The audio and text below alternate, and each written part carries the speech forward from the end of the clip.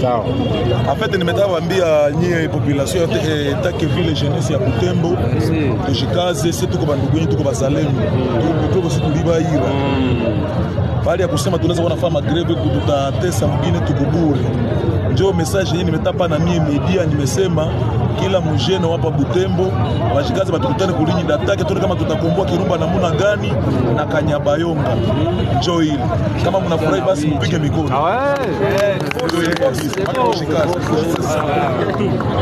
Voilà. Bonjour, bonsoir, ça dépend de l'heure à laquelle vous nous suivez de partout, très chers abonnés. Une fois de plus, bienvenue sur votre émission Wapi Bolandara Mingi et puis sur votre chaîne Actualité 26 TV. Voilà. Mesdames et messieurs, veuillez partager l'émission, commenter, liker et pour ça la biso vraiment très bien et pour ça la biso vraiment kitoko. Boye malamu na chaîne Nabino Actualité 26. Tout puis si bino ba moté parce que vous avez la canne pour nous soutenir biso. Malgré nos petits problèmes, vous êtes là en train de soutenir la chaîne, de partager, de s'abonner et que ça la biso skoyo vrai bien. Bande Koranga en ce moment, ça bouge. Nongo nongo et continue sous moi mukena bunagana. Je vais parler. Et puis bombe larguée contre la population congolaise. Oh Corneille nanga ba ko boa kaka ernyoso tout pour nako exterminer toute la population. Et puis les Ouazalendo viennent de répliquer dans une bombe. Mauvaise nouvelle ce qu'on a côté à Corneille Nanga. Qu'est-ce qui se passe? Nino est commis na bombe qui larguée par le Ouazalendo. Très chers abonnés, pour la deuxième fois consécutive, l'armée rwandaise vient de lancer une bombe dans la cité de Bweremana. Bande Kolabiso de partout. Monsieur le président de la République, très cher président, notre président de la République. Na minute auto kolobanayo, monsieur le président. Le M23 est en train de violer la trêve. Depuis le début, décrété qui trêve.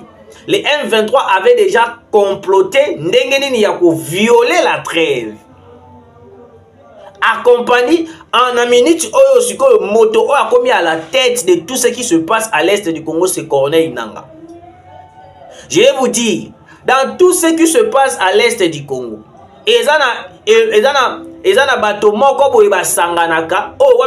appuyer le mal. L'église catholique.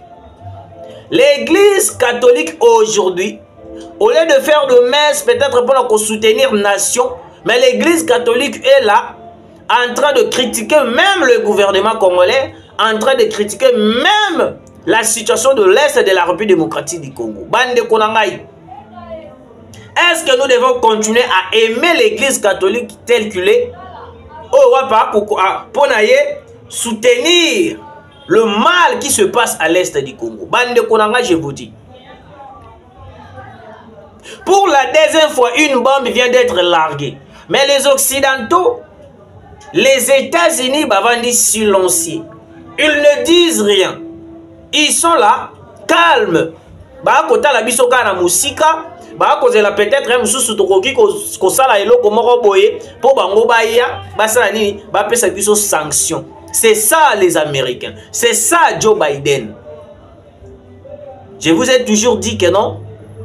La trêve était et ils avaient qui moyen pour faciliter les M23 pour renforcer ma position na bango. En ce moment, les M23 sont en train de violer la trêve.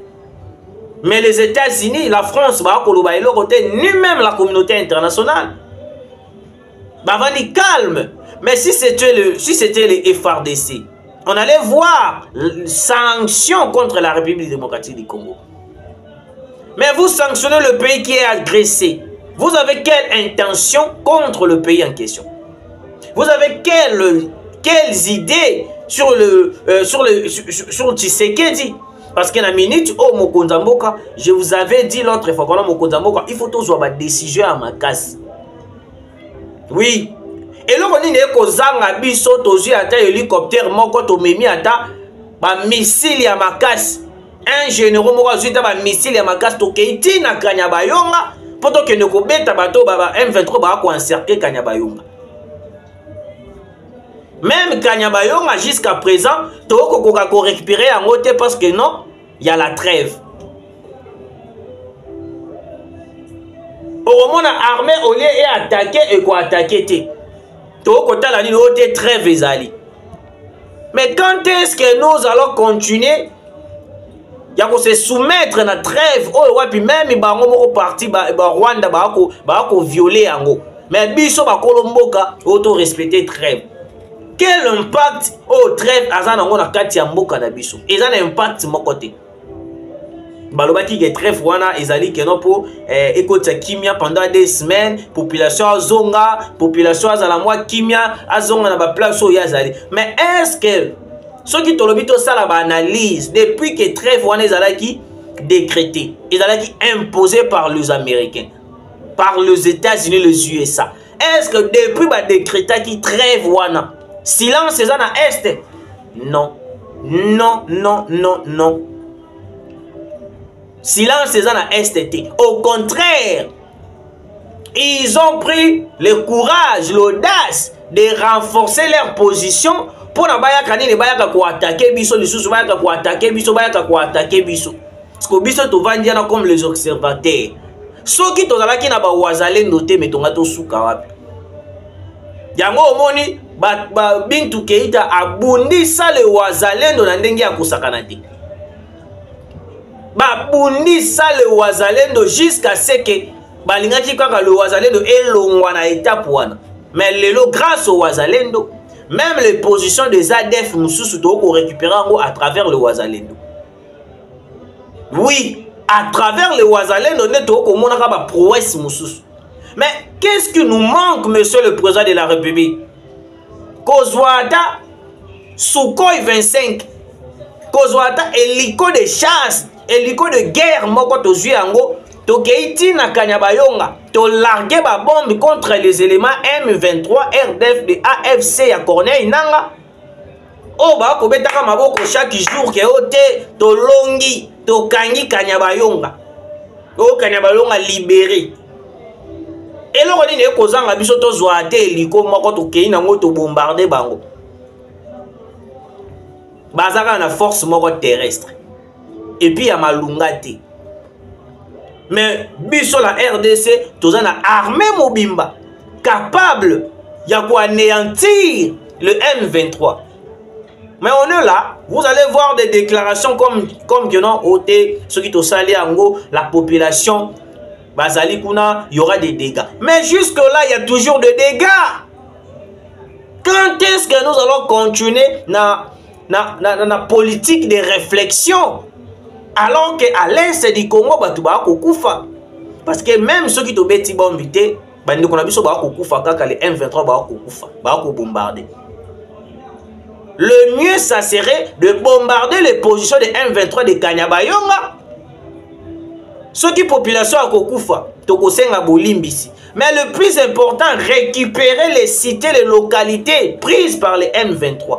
Au lieu total à Rabango, d'observer.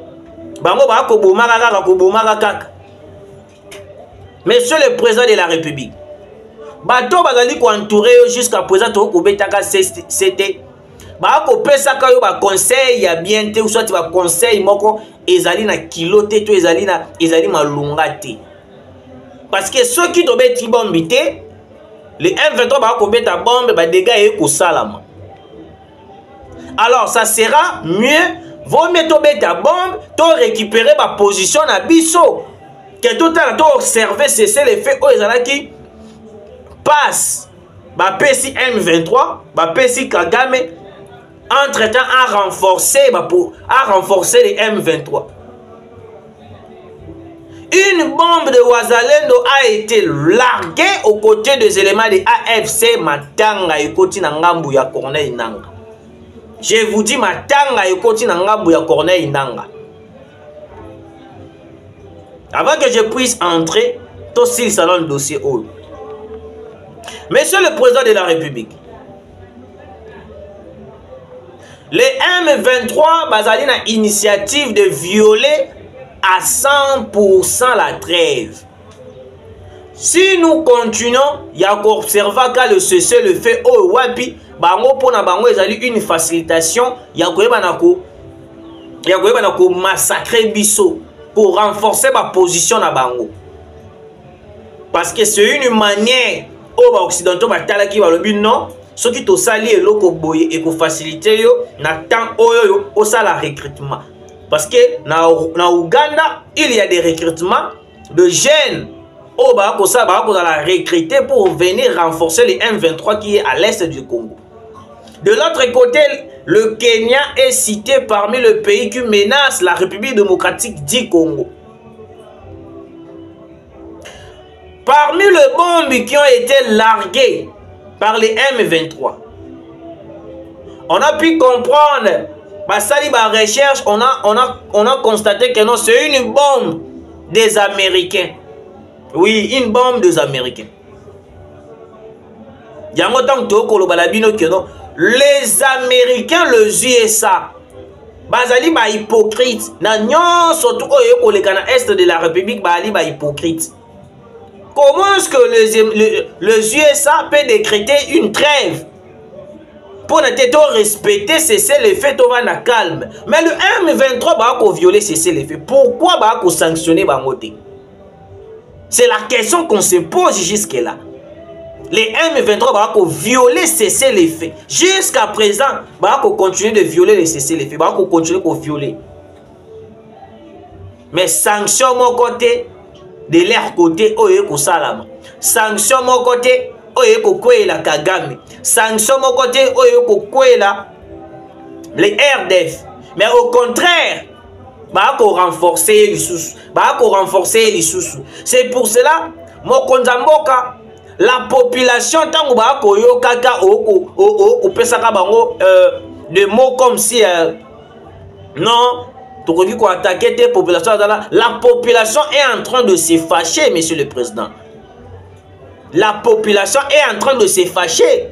Alors que si nous regardons très bien, vous allez comprendre que non, même si tu as largué bombe, bango ba ko largué et ko salara ba dégâts. Ceux qui biso peut largué et ko salara ba dégâts. Je vous ai toujours dit ici, très chers abonnés, que non, dans une guerre, il y a toujours des dégâts. Oui, dans une guerre, il y a toujours des dégâts. Il ne faut pas penser que non, ceux qui ont une guerre, bah dégâts et pour ça la mater. On n'est pas dans une fête quand même. On n'est pas dans une fête. C'est une guerre, il faut comprendre. Dans une guerre, il y a toujours des dégâts. Moi, je pensais peut-être que non. Après avoir commandé la biso embargo, le président de la République allait directement se rendre en Russie. Mais qui va conseiller jusqu'à présent, je me pose plusieurs questions. Des Congolais sont en train de murmurer, monsieur le président de la République. Des Congolais sont en train de murmurer. Des Congolais monsieur le président. Congolais parce que tu as la capacité de récupérer ma position dans biso mususu oyo ezali prise par les M23. Oui, monsieur le président. Les Congolais ont commencé à murmurer, je vous informe, monsieur le président. Ceux qui doivent agir tant qu'il faut pour récupérer Kanyabayonga, récupérer Bunagana, récupérer plusieurs positions prises par les M23. Le même population au Balingakio oso risquer, monsieur le président, excusez-moi avec tout le respect que je vous dois, oso risquer parce que la minute où la population est derrière vous, toutes les décisions que vous allez prendre contre les M23, la population va vous soutenir, je vous dis. Je suis l'un de la population de la population. Moko ya peuple o soutenir yo, monsieur le président. Décision qu'on soit contre Paul Kagame, même côté la bango na Kigali, nous allons vous soutenir, mais pas la décision d'observer le cessez le fait où payer couper sa bango privilège de menacer biso, pour bombarder biso. Monsieur le président, je vous aime beaucoup. je vous adore. Mais laissez-moi vous dire que la population congolaise est en train de murmurer à cause de cette guerre. La population est en train de se demander qu'est-ce qui se passe réellement dans cette guerre. Parce que là, quelques jours passés, on a vu une publication qui consiste dans renforcement des accords de la coopération militaire avec l'Ouganda. Alors que l'Ouganda est le pays qui est en train de soutenir le M23, mais c'est le président. Certaines décisions que vous prenez, ou soit proche, travailler pour la mboka, certaines décisions la population je vous dis, monsieur le président, laissez-moi vous informer, vous dire clair. Nous vous aimons énormément, mais les genres de décisions que nous avons décisions publiées à la population a considéré. 2 jours après l'irruption de Nanga dans une église catholique dans le territoire de Rutshuru, le conseil de l'apostolat de laïcs catholiques du Congo appelle à une mobilisation dans l'unité de tous les Congolais contre la guerre du M23 dans l'est du pays. Bunagana, ça bouge, tuerie grave. Et dans le papa Moroboye, à Kimaki, désordre, toi Kimaki, Makambo Moko, les kaki à Mabela Bunagana, Tango Kimi, et l'équipe à moi, Ebele, à Zongi na Bunagana, Baju ba kangiye, ba torturer, jusqu'à ce qu'il aille Koufa. Ok? Alors, écoutez. En ce moment, le M23 sont en train d'opérer d'une manière impossible. Pourquoi? Je vais vous expliquer. Na minute ekomi, so qui va remarquer kaka keno, mwana na bino, ndeko na bino moko, azali wazalendo. En ce moment, la population, il suffit kaka ba remarquer le M23, so qui va remarquer kaka, o mwana na yo, o ndeko no moko azali wazalendo. Bako menacer bino jusqu'à ce que vous allez subir. Tu aimes sous okufa. Donc pour na bango, bako mona ba wazalendo, lokola bato moko bako sala bango, bako ta bango mal à l'aise. Yango omoni le wazalendo, boyoki les vidéos et bandeli émission. Nous devons aider le militaire FARDC. Nous devons le soutenir. Parce que bango ne mutu ba ko sala paix en d'autres sortes que nous pouvons récupérer la localité dans le village. En ce moment, le FARDC, l'observation a cessé les faits. Alors que le M23, Bazawana, Bako Bouma, Bako Sala, Bako bombarder, Bako violer, cesser les faits, Bako violer trêve. Mais grâce au Wazalendo, au Bazala qui combattu par Bintou Keïta, toko répliquer na bataille qui surtout les M23 ba ko sala biso. Oui. Et puis Corneille Nanga dans l'église catholique au Akendaki dimanche. Corneille Nanga a lobby au Seigneur qui a loba. Ils allaient qui na Rutshuru deux places au wapito remarquer qui présence ya Jacques Ndala. Corneille Nanga a lobby que non ye azali wana pona ko aider population ba na ko kende liboso azali wana pona ko soutenir population mais moto a ko sala défaut ezali Tshisekedi est en train de massacrer, est en train de tuer d'après les propos de Corneille Nanga. Moi je me suis dit même l'évêque au asalaki na ebite soki bon abbé plutôt Abbé a conduit ça qui met soit moi je pense que là il faut l'interpeller. Oui, il faut l'interpeller. Dans des moments pareils, hors de question, il y a qu'on continuer qu'on sent la messe. Écoutez. Le conseil de l'apostolat des laïcs catholiques du Congo appelle à une mobilisation dans l'unité de tous les Congolais contre la guerre du M23 dans l'est du pays. L'unité tozali na yango déjà. Il a fallu que nous battons contre le rebelle M23 Corneille Nangaa qui est là, qui était venu dans la messe il y a dimanche. Mais bien contre la guerre du M23 de l'est du pays.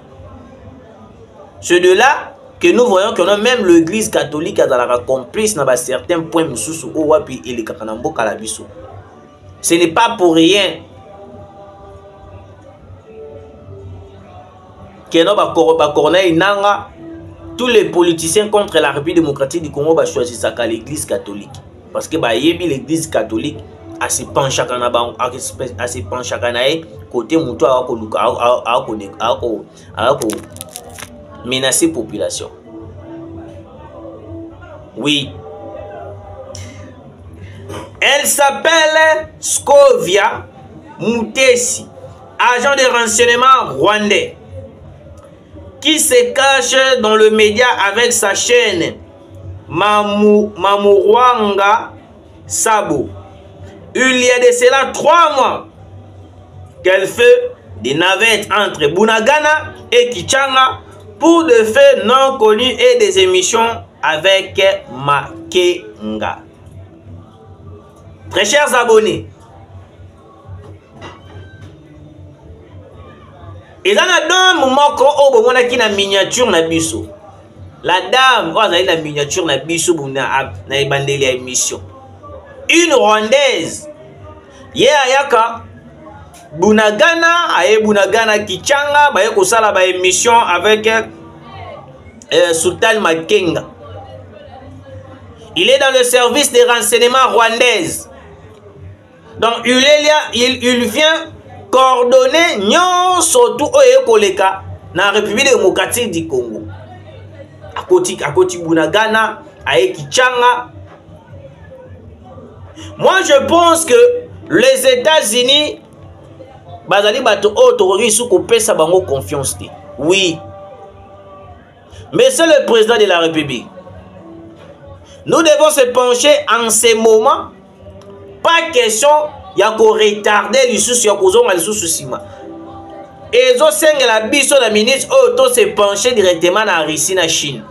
Parce que bango déjà ba pesa position na bango depuis quand. Mais quand kabiso la République démocratique du Congo to ko sa position. Qu'est-ce qui se passe réellement? La RDC n'a pas de position. Mais on se pose la question. Mais c'est le président de la République. Nous allons toujours continuer avec les États-Unis. Mais non. Nous allons toujours continuer avec la France.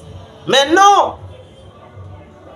Il est temps de se pencher à la Russie, la Chine. Parce que bango na bazali na sincérité envers biso. Le service des renseignements rwandais, bakoma kokota Bunagana Kichanga lokola mai.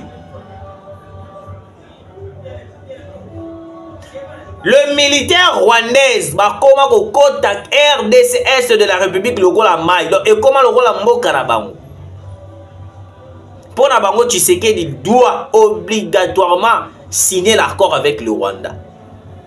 Donc aujourd'hui, les États-Unis soutiennent les propos de Paul Kagame que Tshisekedi puisse signer les accords avec le Rwanda.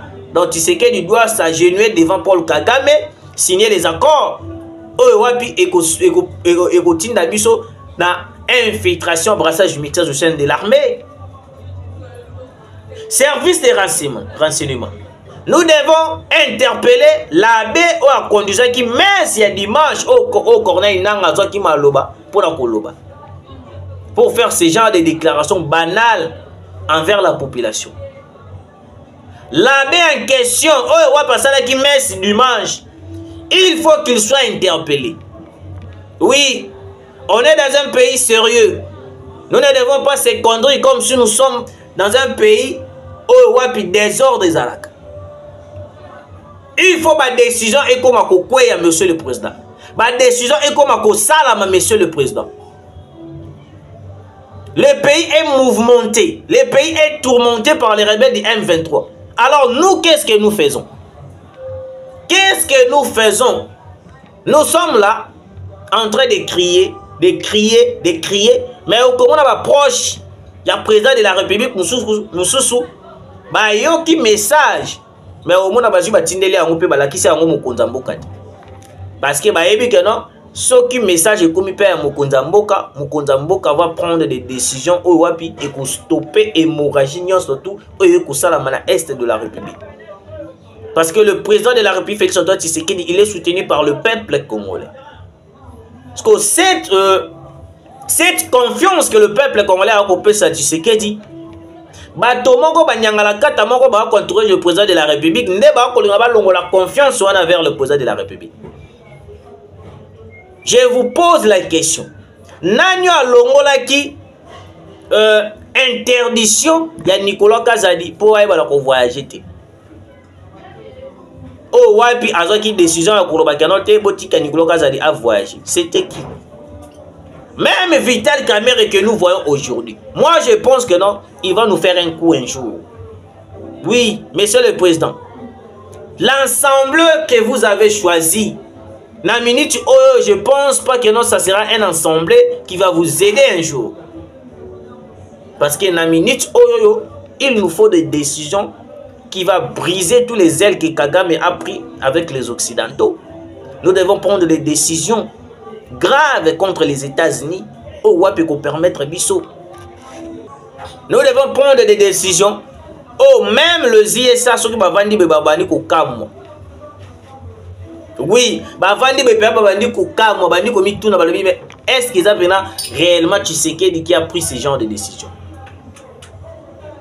Est-ce qu'ils ont vraiment Tshisekedi qui a pris cette décision? Na minute oyo eloko etikali kaka motuya il faut to sala ezali kaka que non to se rendre na Russie to signer un accord militaire, coopération militaire avec la Russie. Au lieu de renforcer l'accord militaire avec l'Ouganda, ça sera mieux de renforcer l'accord militaire avec la Russie. Oui, monsieur le président. Renforcer l'accord militaire avec la Russie. On a pu dénoncer la complicité de l'Ouganda pour soutenir les M23 pour nous attaquer, pour nous agresser. Mais jusque-là, les gouvernements congolais ont raté. Jusque-là, les gouvernements congolais ont raté. Ils attendent que non, et le comment pour que Ouganda aussi en fait partie. Mais non, jusqu'à quand nous allons continuer avec cette hypocrisie ou cette kara oto betara biso toko dénoncer ba makambo ezali réel. Monsieur le président de la République, l'Ouganda azali à la base il y a soutenir le M23 pour attaquer Bissau. Contrairement à l'Ouganda est en train de participer à 100% de tout ce qui se passe à l'est du Congo, monsieur le président de la République. Les gens qui viennent pour vous informer que l'Ouganda a un problème, monsieur le président. Moi, je pense qu'en ce moment même, naba soupçon déjà bandi kobimabou. Même les ambassadeurs nabiso bazali kuna il faut bazonga déjà. Nous devons rompre les accords diplomatiques puis les relations diplomatiques au tosalama trois pays l'Ouganda, le Rwanda, le Kenya. Des pays très noirs, des pays qui ont des idées machiavéliques contre la République démocratique du Congo. Est-ce que vous serez d'accord de voir l'ennemi qui vous tue, qui vous viole?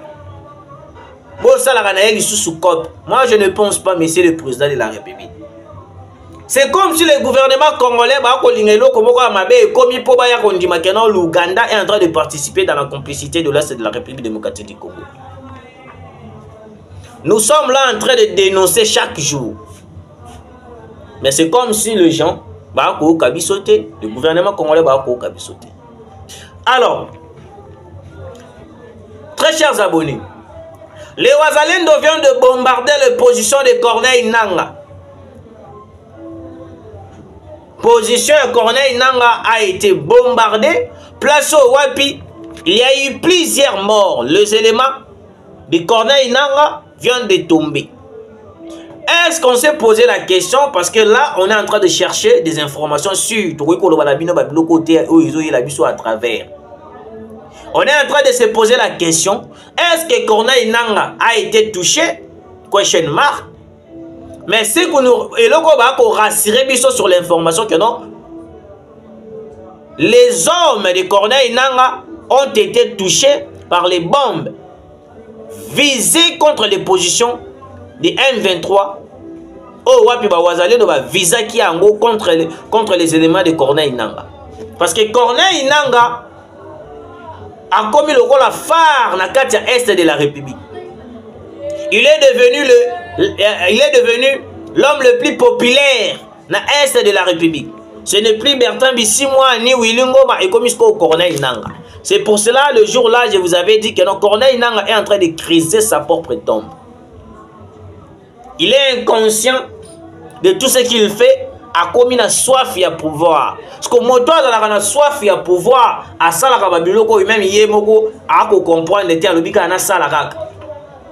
Mais tant qu'on se rendre compte, conscience, c'est le jour-là, ne Mouzé Laurent Désiré Kabila Aloba Kenon n'est jamais trahir le Congo, alors qu'il avait déjà trahi la République démocratique du Congo. C'est pour cela que Corneille Nangaa a commis ce genre de stratégie.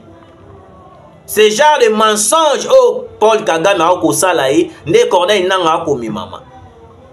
Moi, je pense que les USA doivent prendre des décisions contre le Rwanda.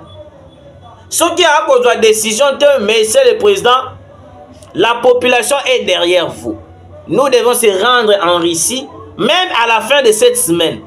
Nous devons déjà se rendre à la Russie, même en Chine, signer les accords militaires, coopération militaire. Oh, wapi, et qu'on peut s'abisso, mbano, yakoyeba ko neutraliser tous les Nyangala 4 M23 au Badana Est de la République. Oui, monsieur le président. La population vous aime trop. Moi aussi, je vous aime beaucoup. Mais le problème est que non, des personnes sans déstabiliser Mboka. Même cadre surtout il y a perdre mérité pour une résidence surveillée. Kingaka tu as mérité perquisition. Kabila a mérité d'être interpellé de tout ce qui s'est fait à l'est du Congo. Parce que c'est Kabila qui est à la base.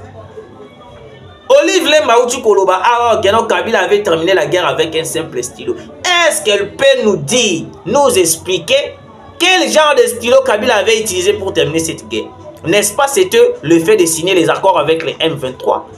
N'est-ce pas c'était le fait de s'associer à Paul Kagame pour que la guerre ait la coussila?